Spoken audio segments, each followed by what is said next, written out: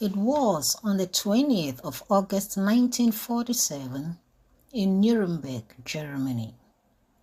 After more than 8 months on trial, 23 defendants who, during the Second World War, either participated in a deadly Nazi euthanasia program, killing mentally ill or physically disabled people deemed unworthy of life, or who conducted painful and often deadly medical experiments on thousands of concentration camp inmates without their permission, had their sentences read.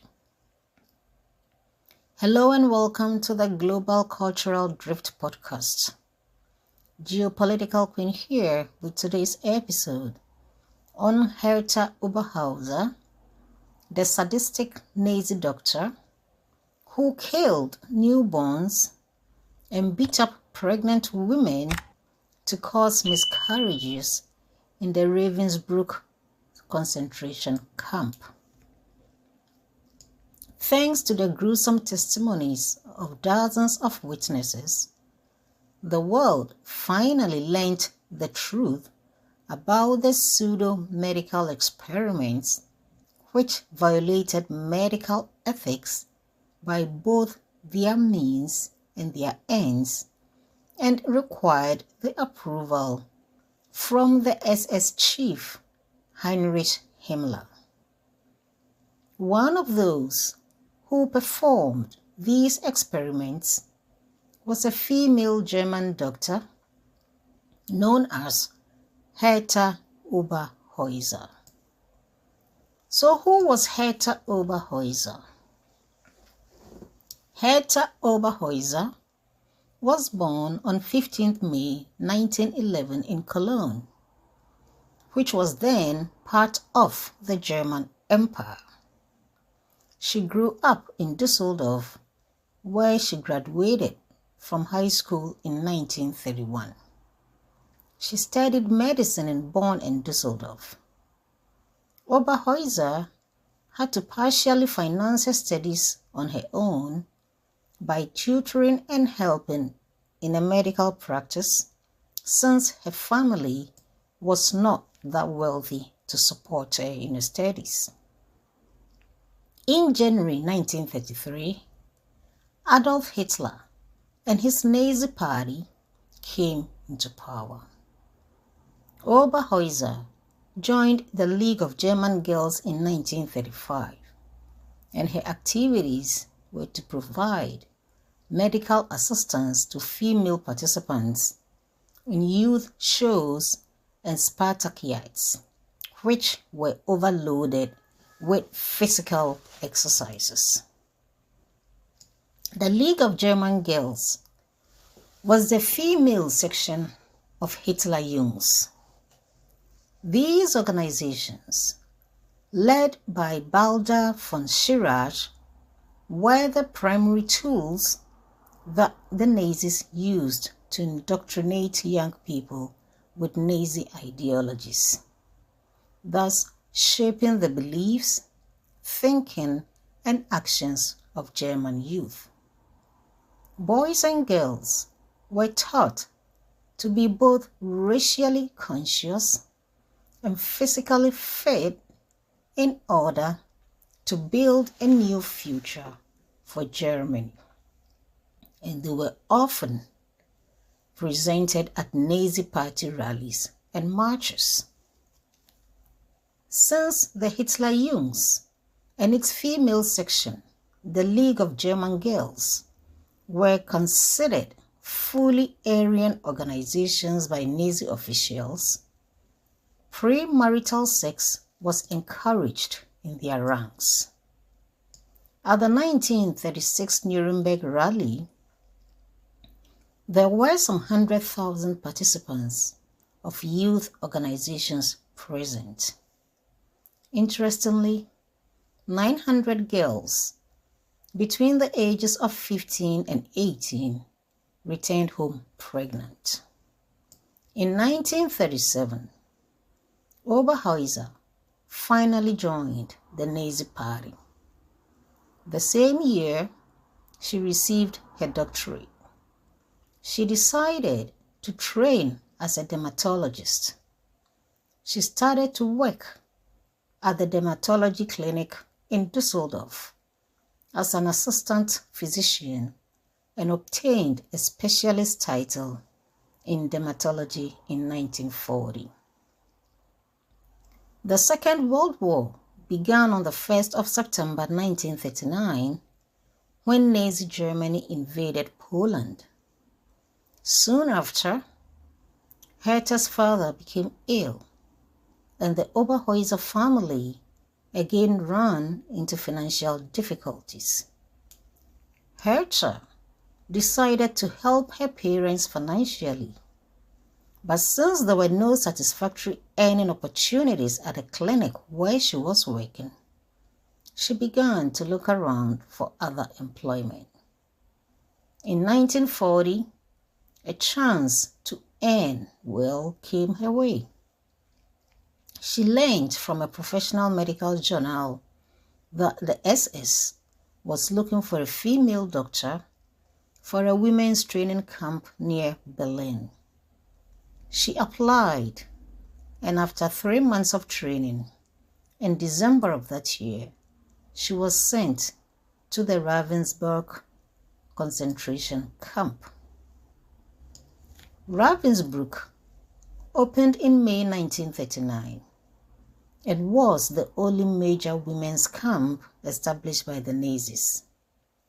Ravensbrück camp was staffed both by SS men who served as guards and administrators, and by 150 women who served as supervisors. These female supervisors were either SS volunteers or women who had taken on the job for the good salary and working conditions.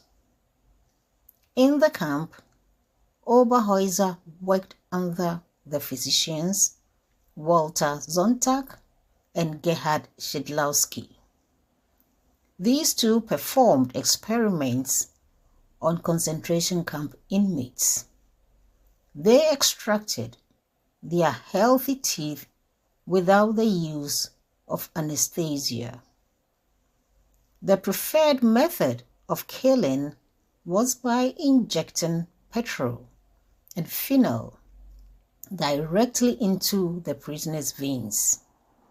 They also experimented with the prostitutes interned in Ravensbrück, using them as lab rats in search for a cure for gonorrhea and syphilis. Since her colleagues could no longer stand the conditions of the experiments, Oberheuser gradually took over more and more of her colleagues' functions, ensuring that the experiments were carried out properly. To prove that sulfonamide was useless in treating the infections, Heinrich Himmler, the head of the SS, advised Karl Gebhardt, Heinrich Himmler's chief doctor, to conduct medical experiments on concentration camp prisoners. Starting in the summer of 1942, Gebhardt subjected prisoners at Ravensbrück to unethical medical experiments. Gebhardt was the main coordinator of these experiments, and his assistants became Doctors Herta Oberheuser and Fritz Fischer. To imitate injuries caused by bomb fragments, they often used a hammer to break the legs of female prisoners and then infected open wounds with aggressive bacteria and monitored the healing with and without various chemical substances such as sulfanylamide. These experiments were slanted in Gebhardt's favor, as Gebhardt assumed that Hitler's doctor who treated Heinrich was not good enough with using antibiotics. Women in the sulfonamide-treated experimental group received little or no nursing care, while those in the untreated control group received better care. Not surprisingly, those in the control group were more likely to survive the experiments. Believing it could help in treating amputee soldiers, they attempted to transplant the limbs from camp victims to German soldiers who were wounded on the Eastern Front. These amputations, as well as the sulfonamide experiments, were often performed without any anesthesia. Oberheuser's task also included selecting the inmates, primarily young Polish women, for the experiments, assisting during the operations, and providing follow-up care, which mostly consisted of deliberate non-care or deliberate worsening of the healing process to achieve a maximum level of infection. After the treatment, numerous women were murdered by Oberheuser, who injected them with petrol injections. She would later portray these killings as a humanitarian act. She was also involved in forced abortions of women who were already 7 or 8 months pregnant. In addition to these forced abortions, they also beat up pregnant women to cause miscarriages and the killings of newborns. After the war, Anna Heil, a German woman, recalled how she had received news that her sister had died in Ravensbrück and contacted Oberheuser, hoping to discover more details of her sister's final days. Oberheuser hit Heil in the face and stomach while screaming at her, quote, "She is gone because she was only a useless eater, and we really don't need these sorts of people around anymore," unquote. Gebhardt, Oberheuser, and Fischer conducted the experiments on 86 women, 74 of whom were Polish political prisoners. 5 of them died as a direct result of the experiments. Many of the above-mentioned experiments were performed in Hohenlichen Sanitarium, located around 12 kilometers from Ravensbrück. At Ravensbrück, SS doctors also carried out sterilization experiments on women and children, many of them Romas, in an attempt to develop an efficient method of sterilization.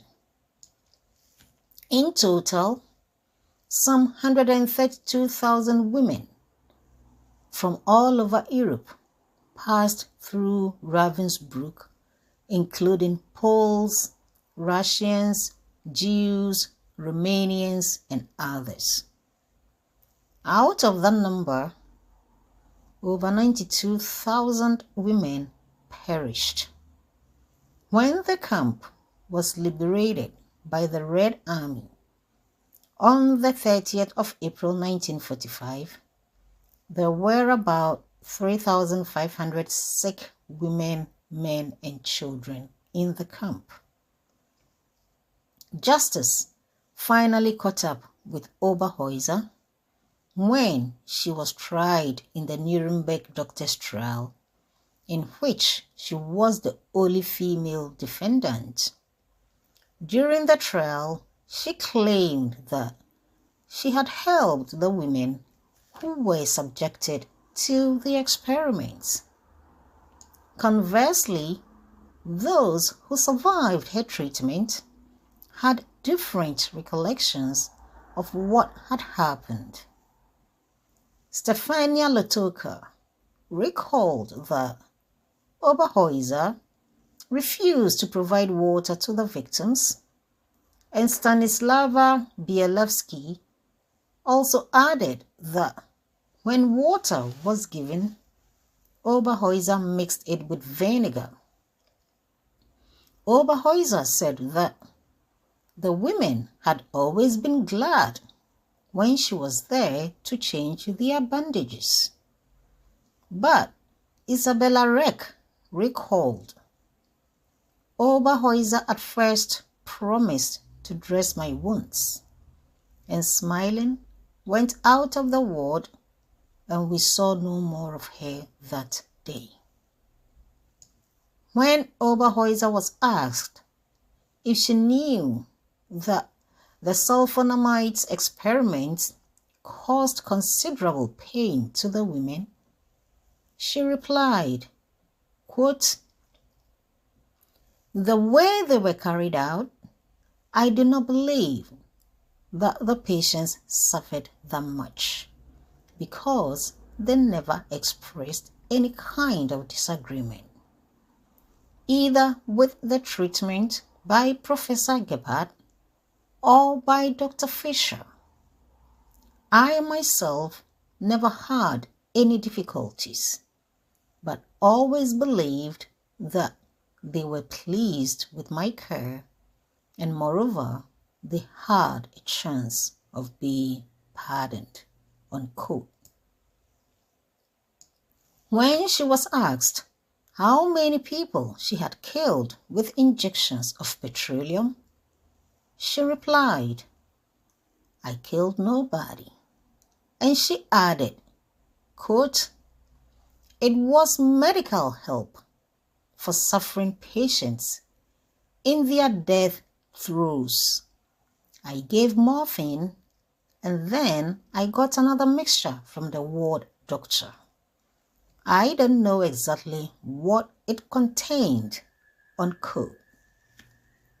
This mixture contained petroleum, and it took 3 to 5 minutes from the time the injection was administered to the time of death. Until their last moment, the victims were fully conscious, and she killed minimum 5 women this way. Oberheuser tried to justify herself in court with her femininity and the argument that a woman, including herself, could not be so brutal was what she thought would let her go free. She also stated that the orders had seemed to her as if they had come directly from Adolf Hitler and had therefore been legitimate. She also served the purpose of saving the lives of over 100,000 wounded German soldiers. However, her lies did not help her escape justice.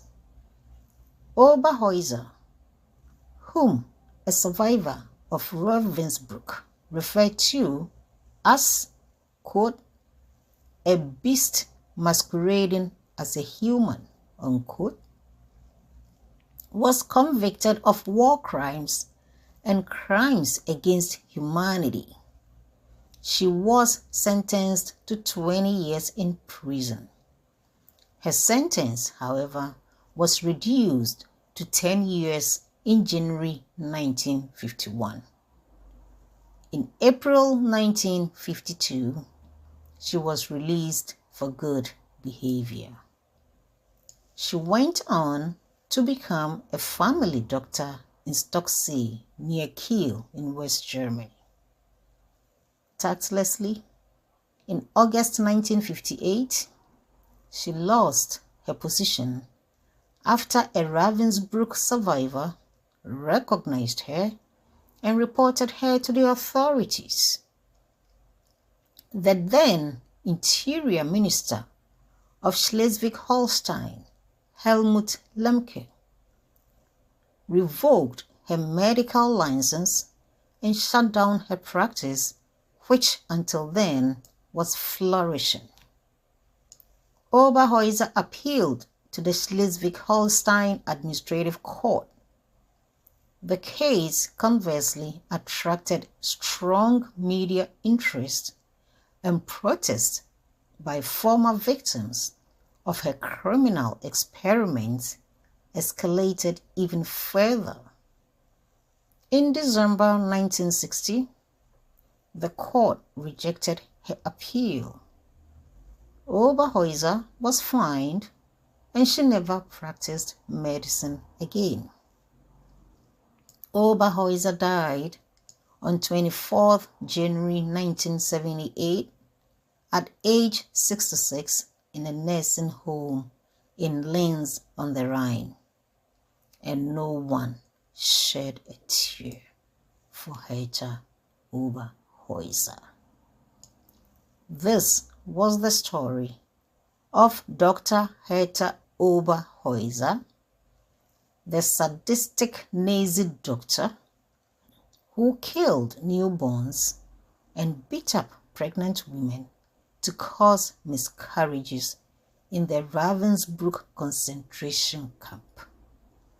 She was better known as a beast who was masquerading as a human. Well, kindly share your thoughts in the comment section below, and thanks for tuning in. I will be back with the next broadcast. Good day.